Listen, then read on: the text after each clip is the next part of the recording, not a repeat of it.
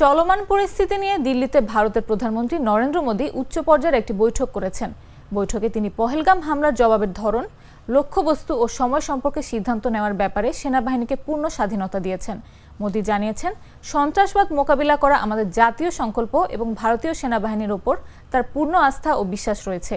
এ বৈঠকে প্রতিরক্ষামন্ত্রী রাজনাথ সিংয়ের পাশাপাশি জাতীয় নিরাপত্তা উপদেষ্টা অজিত ডোভাল ও chief of staff general Anil চৌহানও অংশ নেন।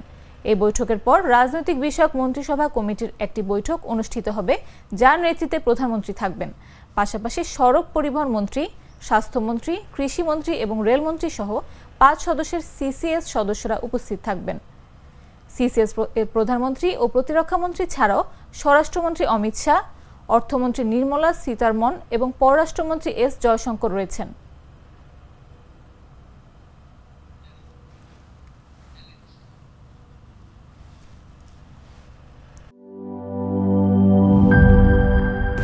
Jelly আর পানীয়র এক অসম কম্বিনেশন ড্রিঙ্কো। চিল থাকতে চান, ড্রিঙ্কো চাবান।